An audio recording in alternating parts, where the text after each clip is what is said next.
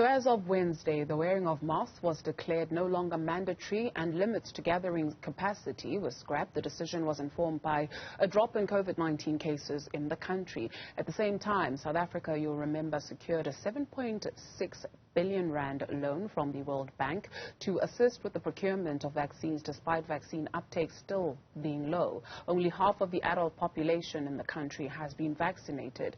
We speak now to the Ministerial Advisory Committee on COVID-19 Vaccines Chairperson, Professor Schoub. Prof, thank you very much for availing yourself this morning. So with regards to that 7.6 billion rand of the loan at the time, it was said that by supporting the country's COVID-19 vaccination program, the project will help government better cope with the pandemic as the country experiences its fifth wave. How do you help someone reconcile this with the relaxing or complete scrapping of the rules around COVID-19?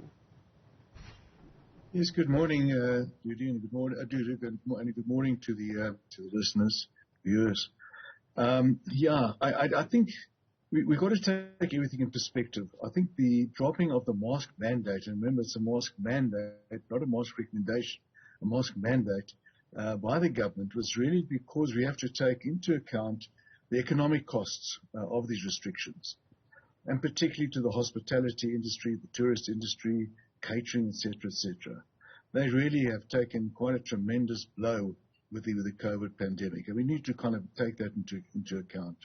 So yes, the mask mandate has been lifted, but it doesn't mean that the pandemic is over. At the moment, we're in a very low phase of the transmission of the virus, and therefore we could afford to relax the mandate. However, we must remember that the virus is still there. We still need to kind of be aware of that. And as the Honourable Minister said, that in certain situations we should recommend wearing a mask in closed environments where there's poor ventilation and so on. For example, in houses of worship, for example, and particularly now in winter where the ventilation is poor because windows are closed and doors are closed.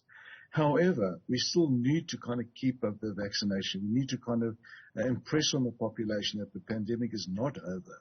We're in a low phase now. We may well, in 2 or 3 months, have another wave. And it would be good to kind of be prepared for that and ensure that the vaccination coverage is high so that the population is protected.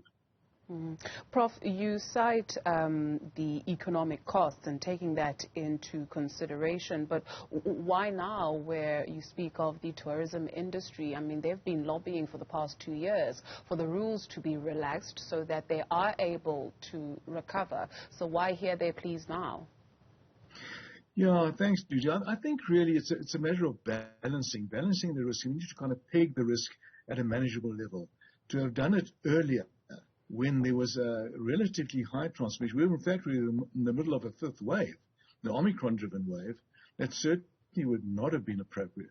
We really needed to kind of wait until the level of virus circulation drops at a level where we could reasonably safely remove or take away those restrictions. But I think the timing is just right now. The timing is good because you are now at the trough of the epidemic, where the level of virus circulation is low enough to kind of reasonably safely remove the mandate. Fair enough. Prof, I do wonder, though, with the benefit of hindsight, can we say that South Africa, we sort of overdid this? And I say that cautiously with a lack of a better phrase, right? Especially when we take a look at the continent and how we have been impacted in comparison to other nations. Yeah, I think, the fact that we've been impacted more than other countries to the north of us and on the African continent may well be due to a complex of reasons, not least of which the amount of notification and also access to healthcare, urbanization, crowding, all these kind of factors, this complex of factors play a role in why we did have in South Africa a higher level of activity than other African countries. But certainly if you compare us to, for example, countries in Europe, United Kingdom, United States, we really haven't fared worse than them. You speak of 2 to 3 months down the line, maybe us experiencing another wave. Is there no turning back? And by that I mean, no more restrictions, even if we do see an uptick in the number of infections. Is this it, as the world now is stressing about monkeypox? Yeah, look, I don't think we can hold back. I think that the virus won't respect our legislation or what we do, in fact. The virus is still circulating, and importantly, it's still mutating, it's still changing its characteristics. And because of that, this virus is an uncanny virus. It's really a master, it's an escape artist master. And it escapes the immune system either due to vaccination or due to past infection quite readily. And we've seen this very much so with the Omicron variant and the sub-variants of Omicron, how effectively this virus has escaped immunity. So we need to be prepared. The vaccination is so important because it's very successful in preventing severe disease, hospitalization, and death, in fact. Not so good in preventing infection. And that's why we do need to be aware that in certain circumstances, it is important to take other measures other than vaccination, such as wearing masks indoors. Sure.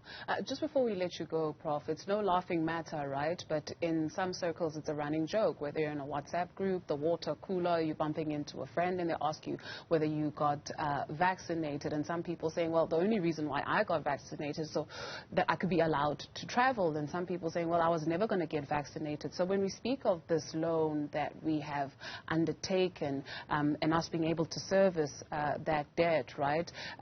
Again, I guess just how do we justify that? Yeah. No, look, I think we do need to have a good communication. We need to have trusted communicators. When I say trusted communicators trusted by the communities, appropriate to the various communities in the country. We are a very heterogeneous population, and we do need to make that message very clear and very appropriate and very understandable to all sections of our population. It is an educational drive to kind of make vaccination. This is absolutely new. We've never had universal adult vaccination. This is the first time ever in the world. And we are all learning. We're all learning how to kind of message the appropriateness and also the effectiveness and the importance, the public health importance of vaccination. Fair enough.